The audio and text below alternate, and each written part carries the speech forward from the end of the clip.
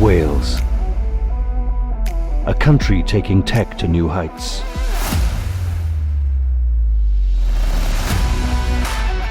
Our industry is booming. It shapes and innovates the world.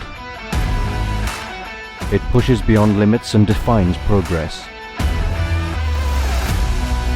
It produces a world-class workforce that competes on a global stage. Technology affects every aspect of our lives. We are faster, better, stronger. Wales is ready to stand up. We are a driving force, creating technology that will be used for generations.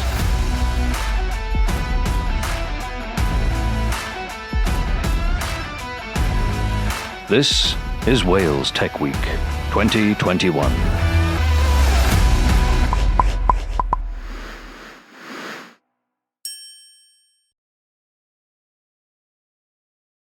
Bore da, acrosio. Good morning and a very warm welcome to the second annual Wales Tech Week. My name is Avril Lewis and I'm the Managing Director of Technology Connected, the non-profit organisation behind the creation of Wales Tech Week. On behalf of our board, our partners and our speakers, we'd like to thank you for joining us as we celebrate the Welsh technology industry by showcasing its innovation in a truly global festival. Over the next few days, you'll have a unique opportunity to connect and learn from some of the most influential figures in global technology and industry, alongside some of the best minds in Welsh tech, all from the comfort of either your own home or office. On our main stage, we'll focus on key industries, namely health tech, manufacturing, agri-tech, fintech and public services. And we'll be showcasing our globally recognised expertise in compound semiconductors, cybersecurity, fintech and the creative industries.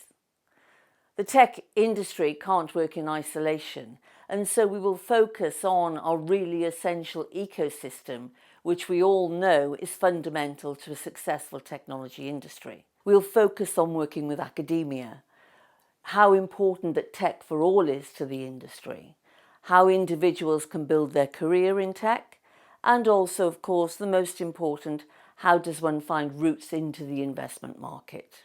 Our planet faces key societal challenges, and what we'll be doing is looking at how Welsh technology and Welsh organisations are looking to tackle some of these issues, whether it be from driving the electric revolution, net zero industry, marine renewables, and also the developing of a circular economy. When we launched Wales Tech Week back in 2020, the idea of a virtual festival on this scale was a pretty new concept. However, as we open this year's event, it's testament to our ability to adopt and adapt to new ways of working that's really beginning to show that this is the new norm.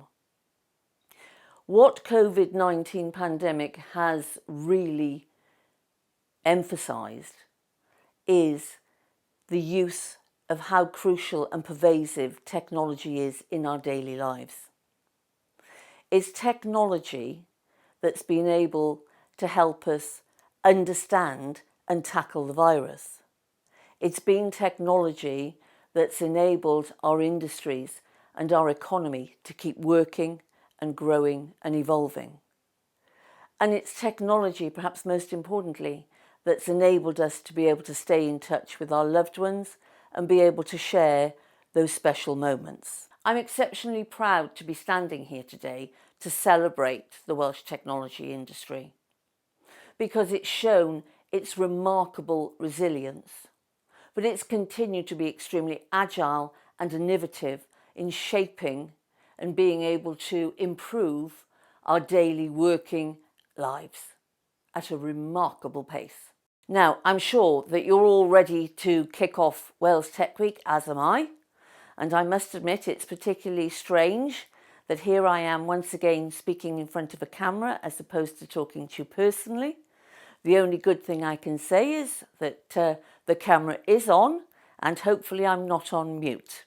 Before we move on and before I officially introduce our keynote speaker, it's really important for me to be able to thank all of our partners. Because without our partners, we would not have been able to bring you Wales Tech Week 2021, and also we most certainly would not have been able to keep it as a free-to-attend event for all. Now it gives me great pleasure to introduce our guest of honour, the Right Honourable Mark Drakeford MS, First Minister of Wales.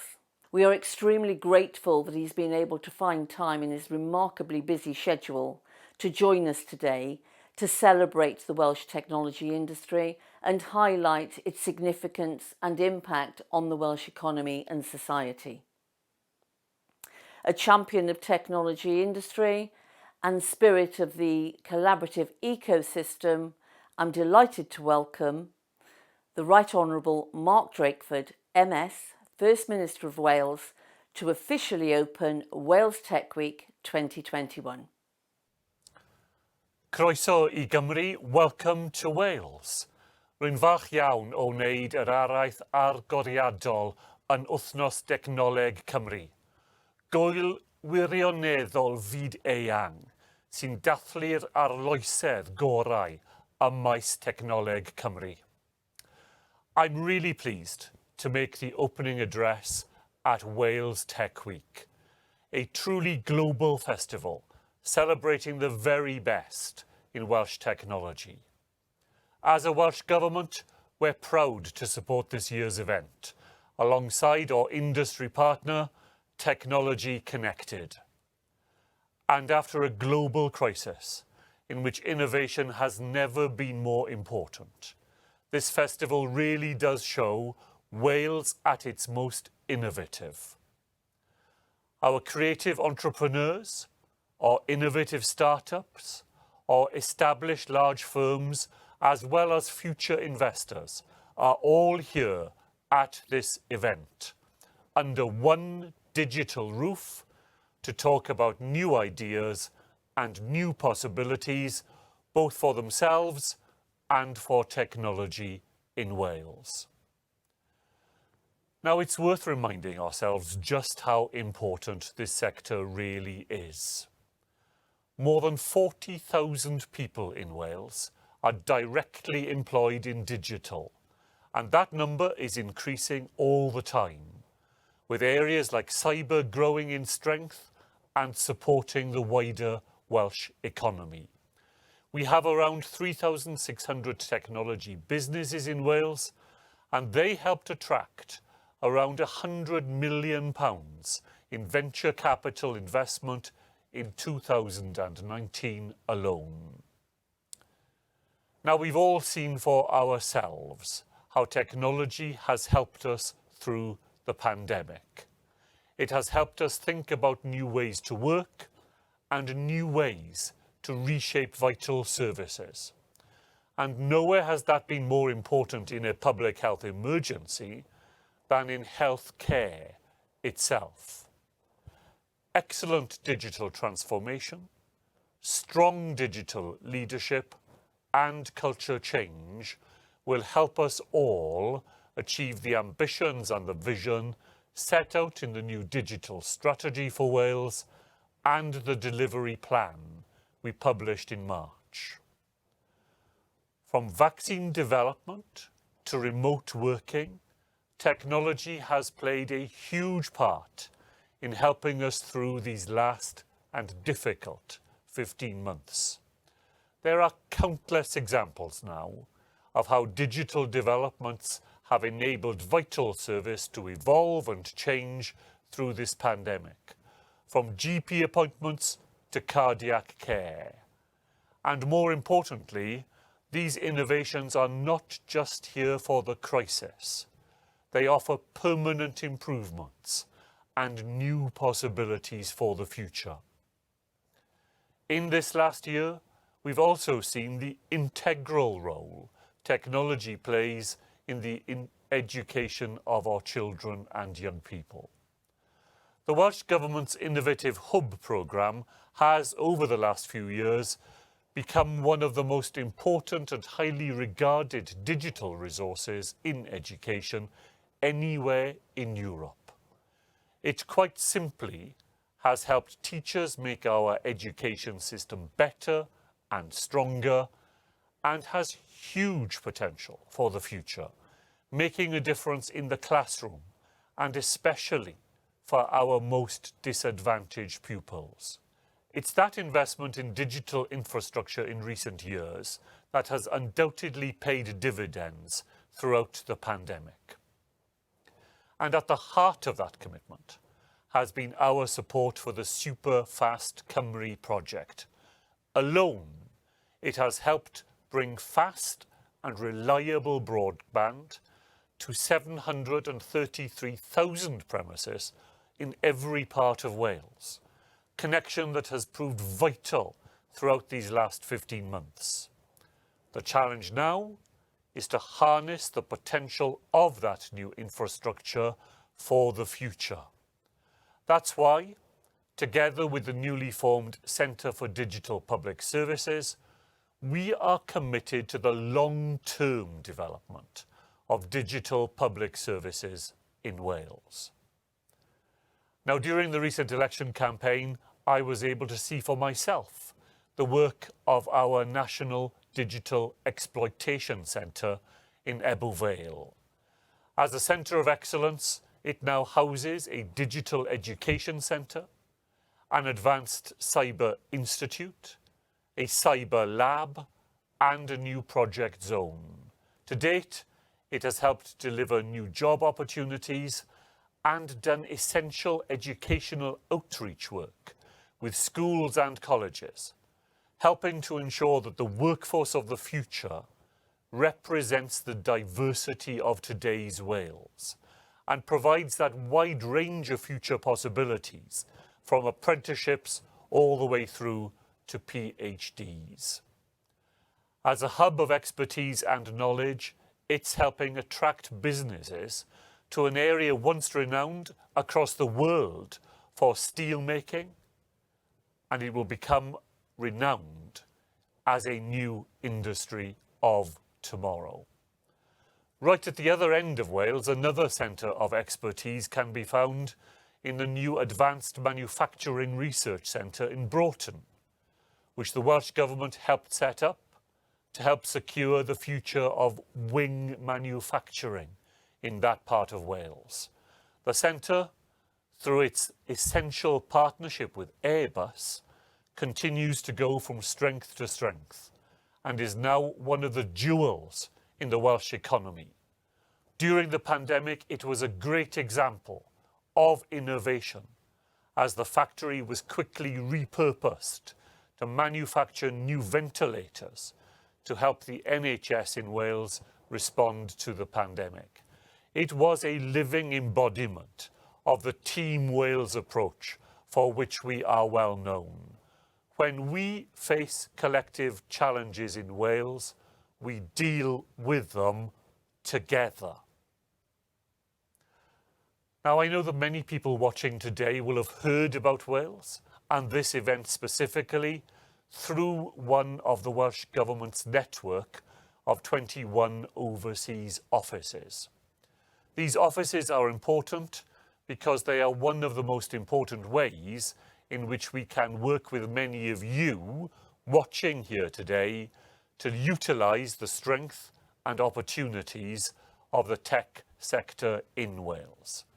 The offices work with Welsh businesses to identify and secure export opportunities, as well as helping international businesses consider Wales as a future operating base.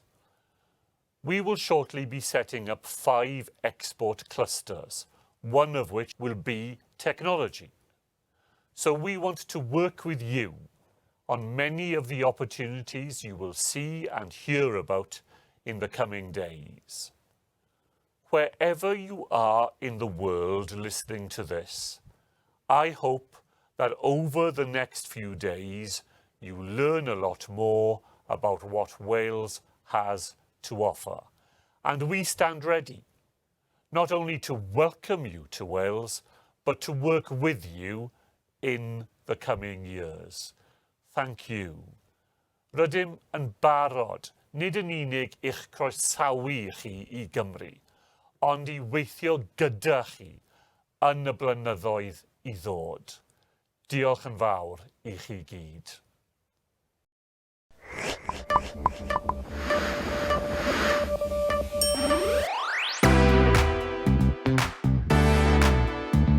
Good day.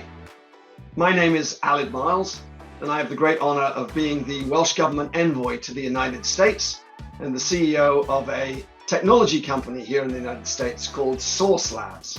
I'm so delighted that we will be joined next by Steve Hasker, the President and Chief Executive Officer of Thomson Reuters, one of the leading news brands in the world. He presides over a company of over 25,000 people, a fascinating man, a wonderful human being. I'm just so pleased that he's agreed to share some of his thoughts and experiences with us at the Wales Technology Conference. You started pretty much as the pandemic kicked in. How did you cope with that? First decision I faced on that Sunday morning was whether to send or ask 25,000 people to work from home. And it's interesting, the digital fluency, it isn't sort of learn how to code. It's much more about mindset. Do you worry about AI in any shape or form? No, I don't. As I said, we're investing significant amounts of money to up our game in AI and machine learning. Any advice for a country like Wales? I think seize this moment, right? I think this is a truly unique moment. Steve, it's great to have you join us here in Wales, although it's virtual. Have you ever been to Wales?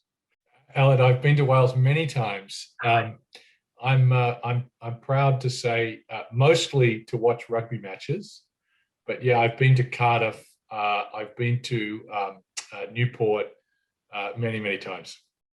Well, it's always good when we have a keynote speaker that has a good understanding of Wales, and I know that you're very respectful of Welsh rugby, even though you're Australian. You are very respectful, so it's a pleasure to have you. Welcome. Thanks for doing this.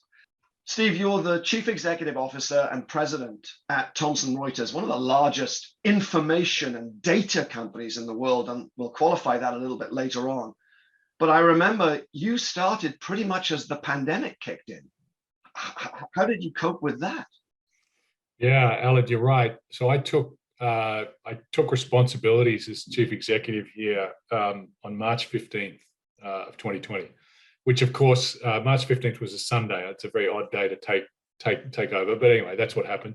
First decision I faced on that Sunday morning was whether to send or ask 25,000 people to work from home the following day. And looking back, and of course it was inevitable that we would do that, and everyone else did it at about the same time. But it wasn't that easy a decision for any of us, because, and certainly as the new kid here, I had no prior knowledge of Thomson Reuters infrastructure around technology, and the extent to which just the basics were in place. Like, did our 25,000 people have up-to-date laptops? Did we have the sort of business continuity planning in place to do that? In the end, it was an easy decision. But at the time, I remember thinking, wow, this could really go sideways, and it could be a very interesting start to my tenure as chief executive.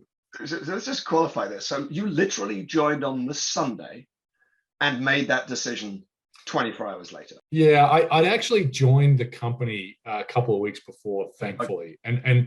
And I made a smart decision, which was, instead of sort of staying in Toronto at head office, I said, okay, literally on my first day, I'm getting on a plane and I'm going to our big facilities in Minneapolis, Dallas, Ann Arbor, New York over the next 10 days. So I had a chance to visit sort of, 3 or 4 of our big operating centers, at least in the United States. I never got out beyond the United States. Now that I've been in the role 14 or 15 months, we had a good 2020, notwithstanding all of the challenges and stresses on all of our people.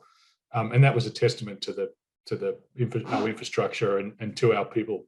But it sort of reminded me of that. he's a rugby league, not a rugby union coach, unfortunately, in my hometown of Melbourne in Australia, by the name of Craig Bellamy. And he has a saying, something along the lines of, the bigger the game, the simpler the game plan. Yeah. And I remember, in those first few weeks where none of us really knew what was going to happen, right? There was a moment at which, you're thinking we're all going to get sick, or everyone we sort of know and love is going to get sick. Then there was a moment of what will happen to revenues and what will happen to the business, and are we heading into the Great Depression, and just one issue after another. But I sort of, to some extent, followed Bellamy's suggestion, which was to say, okay, look, we are a technology business, we are a content and data business, but really we run on the shoulders of our people. And so the only thing that matters was that we protect our people. And that sort of made the decision to ask them to work from home pretty easy. If our folks started to get sick in large numbers, we were in real trouble. And that didn't happen. And touch wood, hasn't yet happened. And so, that sort of simple game plan certainly came to the fore. So let's talk a little bit more about Thomson Reuters, though. So Yeah. look, it's a very well-known global brand, as you said, 25,000 people worldwide. But let's remind ourselves. So what does Thomson Reuters do? And in a sense, where are you taking the company now that you've been there for the sort of the 15 months you talked about? Yeah, so Thomson Reuters has a couple of different parts. There's the Reuters part, which is the world's largest news agency. So we have 2,500 journalists in over 100 countries covering everything there is to cover. They have a big part of that newsroom has a sort of a financial and markets bent to it.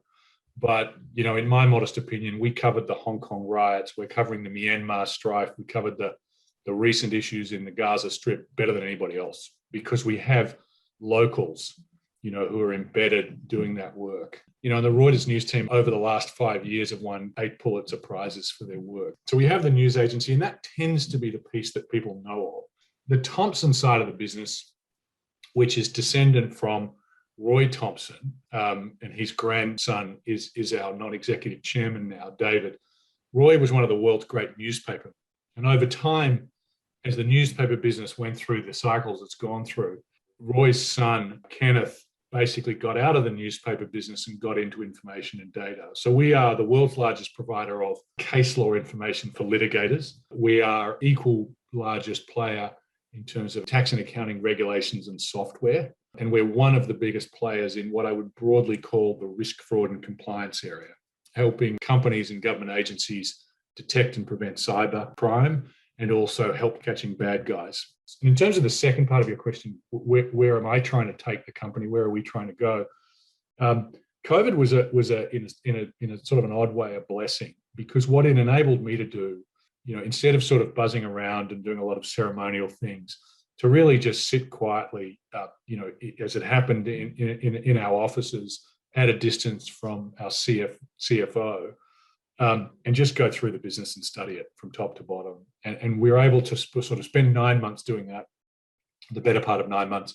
We announced a change program at the start of this year to Wall Street.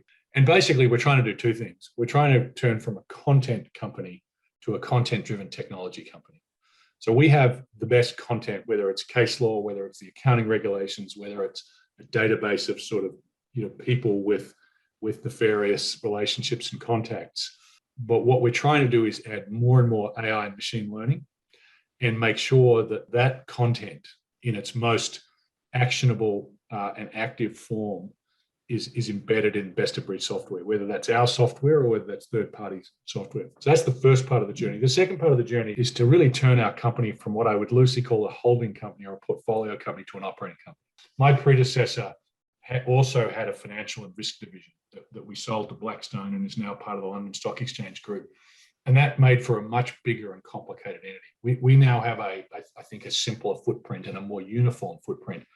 And instead of managing this as a series of silos, we're really creating an operating company whereby we will fundamentally transform and improve the customer experience. Our customers will tell us, we love your content.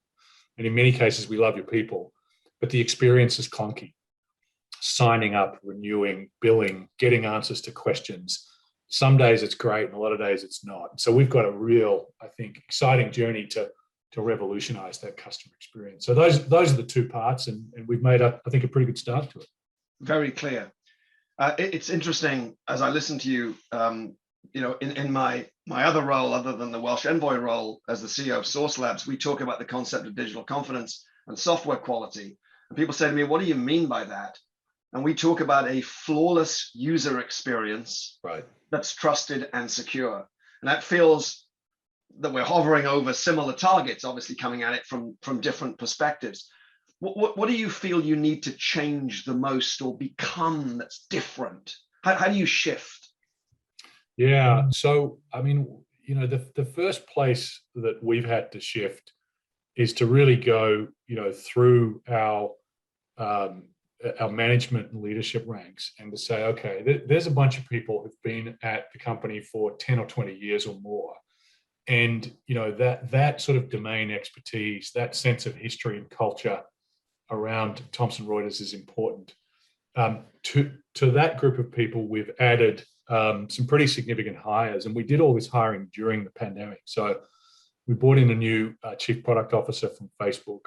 We brought in a new head of operations and technology who'd run those functions at HSBC. So she was coming from a much bigger scale. She had 75,000 people in her team to more like 15 to 20 here at Thomson Reuters. You're hitting hard on the cultural aspect of the operating shift. Because of course, in a sense, what you're doing is bridging. And I hear also a little tone of urgency in your voice, right? You've moved at pace. I mean, that's a lot of hiring and a lot of shift. How important is urgency to you? Yeah, we sort of faced that decision, as I'm sure many have, which is, okay, you know, most of us are working from home. Most of us are trying to figure out what on earth this pandemic is about and how bad it's going to be and what implications it's going to have. And therefore, should we really launch a change program in the middle of a pandemic? I sort of faced that decision. And then I try to speak with at least one customer every day. And, you know, the customers were telling me, look, we like your content, we like your people, but the experience isn't good enough. And I thought to myself, we don't have a choice. We've got to get on with this. You know, our markets are pretty stable relative to other places you and I have worked. Thomson Reuters serves largely stable markets, but you can't take that for granted. Your leadership teams over the years, how do they view your leadership traits? What would they say about you? I remember getting some pretty formal feedback when I was coming up the ranks at McKinsey. One or more of the team members had sort of written something along the lines of, Steve's great to work with until and unless he's hungry. And then he's kind of not that great to work with. So I'd like to think my leadership style is in some respects Australian. Right? It's very straightforward. You know, I just pride myself on not being tricky. You know, I don't play games with people. Yeah. I don't sort of mix the messages. I don't, you know, I try to be sort of polite and respectful at all times, not sort of, you know, brusque or anything like that. But it's pretty straightforward. You know, sit down and say, okay, here's my view of things. Here's where I think we need to go. But let's talk this through. And then, firstly, secondly, I've been lucky to surround myself with people who are more talented than I am. Any great moments or not so great moments that come to mind that you could share with us in your leadership time? You know, in terms of lowlights, I mean, look, you've been around long enough. We've all had many of them. I think for me, you know, I spent some time at one of TPG's portfolio companies, CAA, Creative Artists Agency, which is a legendary talent agency, and it deserves its reputation. I mean, it's full of enormously talented people and a real sort of North Star in terms of how the firm behaves. And I think, you know, I went there saying this is going to be really interesting and I'll learn a lot. I think what I didn't appreciate was that it is a very, very different world. You know, the sort of talent agency world and my skill set of sort of data and analytics, some accounting and economics, you know, that sort of data-driven decision, it just has limits in Hollywood. It really does. I mean, I think there's more of that today than there was perhaps 10 or 20 years ago, but it's a creative-driven process. And I probably overestimated my skills in terms of how they would play out in that environment. I certainly learned a lot, and we got a few things done, but it was certainly it was more foreign than I expected it to be. Let's pick up on something within that. You talk about a data-driven business. I regard you as a digital expert. I regard you as a digital transformation expert. You've got deep knowledge in it. I would guess that you and I almost agree that, data can almost become an asset on the balance sheet in this day and age. Yeah. Data's transforming the world. As you think about the future, how do you see the role of data and digitization, even generally, and then feel free to relate it to Thomson Reuters? I do think it's an asset. I think the players that have privileged access to first-party data do have an advantage. And the question is, how and when and why can they use that? It's becoming a little bit of a dirty word, though, because of sort of some of the concerns around data protection and privacy. It has to be a competitive advantage for us in that we are pristine in terms of our privacy protocols, the way we treat data, the permissions we get, the sort of from end to end, that we are better than anybody else on the planet at sort of being at being a trustee of data, no matter where it's coming from, no matter whether it's we've generated or whether we're licensing it or some mix of those things. And that's the journey that I'd like us to be on, because I think that the temperature will continue to go up, both in the European Union and the UK and in the United States and everywhere else. I just think that whether it's consumer advocacy groups, the regulators, competitors, all of these parties will at various stages, I think, come together to make data a more charged topic. And candidly, I think there's a lot of players out there who sort of deserve poor reputations in terms of the way they've obtained data, the way they sort of curate and treat it and use it and monetize it. For us at Thomson Reuters, I think we have something called the trust principles, which started by guiding the Reuters news business and sort of telling the truth at all times, no matter what the risks. My predecessors managed to sort of make them relevant to the entire business. And it's with that sort of theme that I think this canon should be a competitive advantage. On the digitization front, it's an interesting topic. I mean, I'm flattered to have you say, well, I'm an expert in that. I think we're all learning. Certainly. So I've certainly, been involved in a number of efforts to digitize different businesses, and therefore have some scars on my back. But I'm always looking around for those who are doing more innovative things and those who are at the front, the forefront, including Source Labs. So, I think a dose of humility is really healthy when it comes to a digital transformation, because let's face it, there is a startup in Cardiff that's thinking some big thoughts, and they may break through and they may not, but that's just coming, right, for everybody. Firstly. Secondly, I wonder when it's going to become a slightly redundant term. So in other words, if you're not a digital expert to some degree, then what are you, right? I think this sort of, this executive is digital and this executive's not. I think what you're really saying is this executive's relevant and this executive's not. And I think that's the exciting part for all of us. We're doing some digital fluency training at Thomson Reuters because we do have some very long tenured folks who sort of have forged their careers in a more analog environment. And it's interesting, the digital fluency, it isn't sort of learn how to code. It's much more about mindset. Yeah. It's much more about saying, if I open my eyes and open my ears and I'm receptive to new ideas and new ways of thinking, I will be just fine in my career and its progression. That's really what the digital fluency training is about. And I think that's the lesson for all of us. No matter whether we're starting out a new startup that's an entirely digital business, or whether, like you and I have been around for a while. I love the expression, the citizen developer. I also like to add a little, in some respects, it's the reluctant developer. At the advance of low code, no code, and of course the ability for artificial intelligence to do the work, it's here. Do you worry about AI in any shape or form? No, I don't. I mean, as I said, we're investing significant amounts of money to up our game in AI and machine learning. Let me give you a quick example. So the Westlaw database for us is basically 100 years of case law in the United States and many other countries. So it is the single best source of sort of precedent for a litigator. In other words, okay, I've got this particular matter. What have the previous judgments been around this matter? So we've added AI and machine learning to Westlaw. The new product is called Westlaw Edge. It's increasingly used by and large all of the court systems in the United States, and therefore both sides of litigation heading into court sort of need to have it.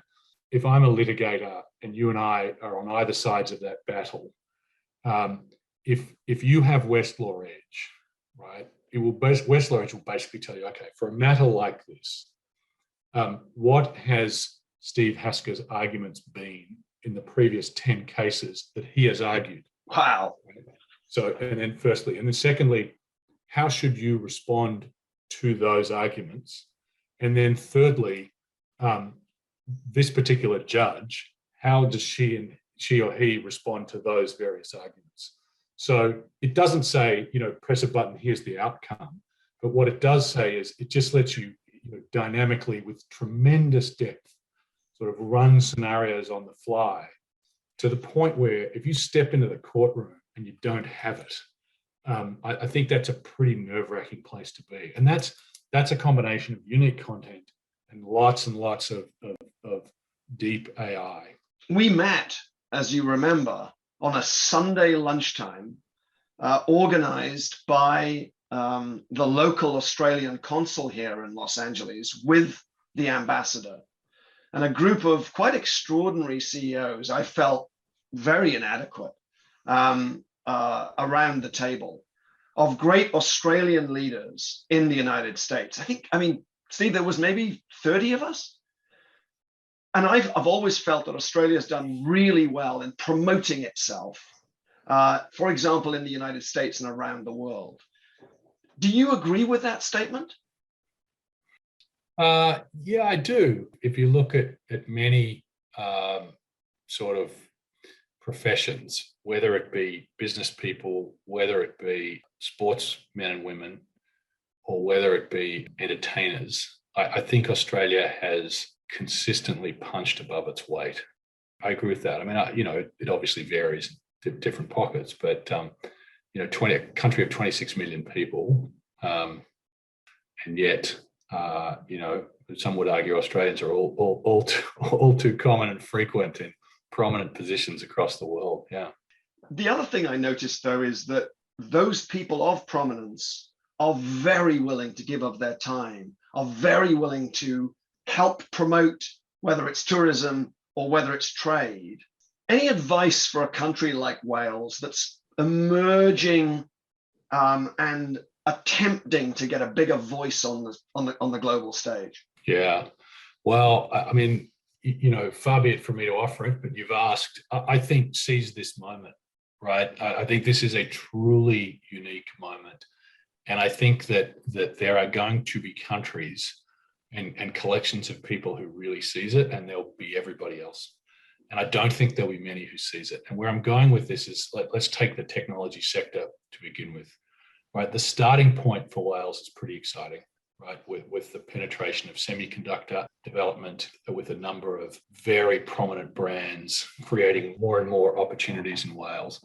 I think if you look and you say, okay, over the last 14 to 15 months, it has been proven to almost every professional on the planet that virtual works, that location is less important, or at least their current location is not that important. I think you've got a series of fiscal and tax-related challenges for places like Silicon Valley, and so therefore there's going to be real pressure on that as a sort of a locus of technology, talent, and development.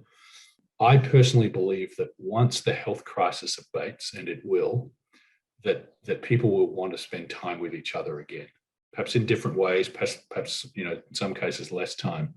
But I think the opportunity for Wales is to say, okay, coming out of this pandemic, we are going to seize the moment. We are going to be a place where the world's most innovative technologists come to work and come to live and come to invest. That opportunity is right there. And obviously it's a combination of sort of the private and the public sector. It's about incentives.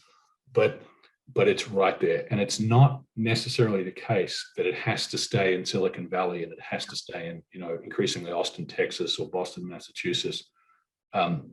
There's a big play here. And I think that the different sort of dynamics with Brexit and so forth create a really interesting moment. Thank you.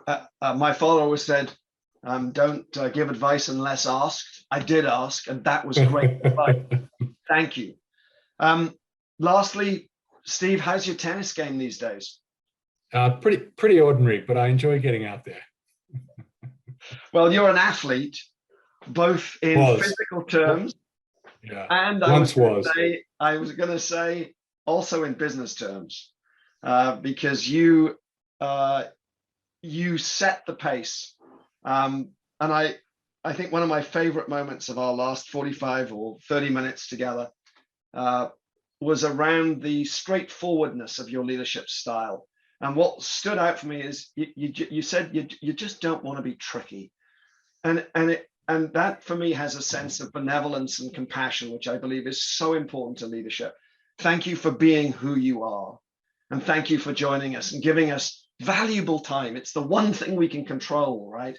And you've given it to Wales, and on behalf of us all, thank you for joining us. Thanks, Aled. Thanks for the opportunity. Great pleasure. Good luck with everything you're doing, changing and adapting to the future of technology. Thanks, Aled. Bye-bye. Thank you for joining us for that keynote interview with Steve Hasker, the President and Chief Executive of Thomson Reuters. I hope you found many nuggets of value in that interview as he talked across the range of his experience, both personally and professionally, and that it gave us all pause for thought as we think about the digitization of our planet, the value of data, and how Wales continues to lift its voice through conferences like this, technologically and globally. Thanks for being with us.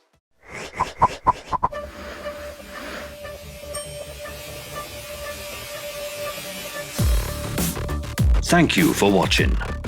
Rewatch all of our sessions online. Thank you to our partners.